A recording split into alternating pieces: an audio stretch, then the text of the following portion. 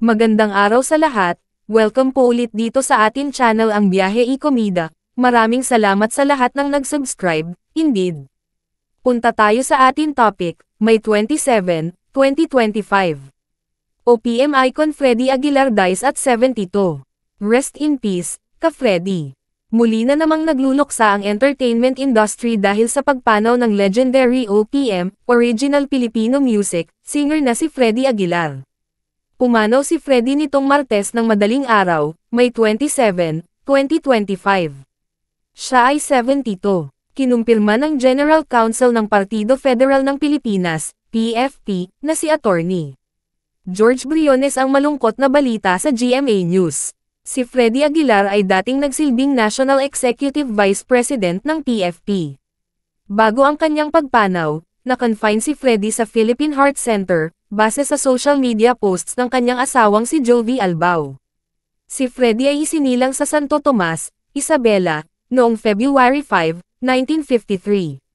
Siya ay kinikilala bilang isa sa mga haligi ng folk music sa Pilipinas. Nakilala siya ng husto sa kantang, Anak, na naging finalist sa kauna-unahang Metro Pop Song Festival noong 1978. Ang mga nagwagi sa taong iyon ay, First Prize, Kay Ganda ng Ating Musika, na kinanta ni Haji Alejandro at komposisyon ng ngayon National Artist Ryan Cayabyab. Second Prize, Pagdating Mo, na kinanta ni Celeste Legazpi at komposisyon ni Nonoy Gallardo. Third Prize, Narito Ako, na kinanta ni Mary Chris Bermant at komposisyon ni Nonong Pedero. Fourth Prize, Ibig Kong Ibigan Ka, na kinanta ni Anthony Costello at komposisyon ni Vic Villafuerte at Rolando Tino. Lahat ng sumali sa Metropop ng taong iyon ay sumikat. Ngunit ang isinalin sa iba't ibang lengguwahe ay, Anak, na naging malaking hit hindi lamang sa Pilipinas kundi lalo na sa Japan. Ang iba pa niyang sikat na kanta ay ang patriotic song na, Bayan Ko, Bulag, Pipi at Bingi, Magdalena, at Ipaglalaban Ko. Sumabak din si Freddy sa politika. Tumakbo siya bilang senador noong 2019 elections, ngunit nabigong mahalal. 3 beses ikinasal si Freddy. Si Josephine Quipo ang una niyang pinakasalan noong 1973. May 6 silang anak, kabilang ang magaling na singer na si Megan Aguilar.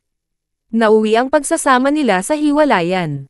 Ang pangalawang asawa niya ay si Antoinette Martinez. Nauwi rin sa hiwalayan ang kanilang pagsasama.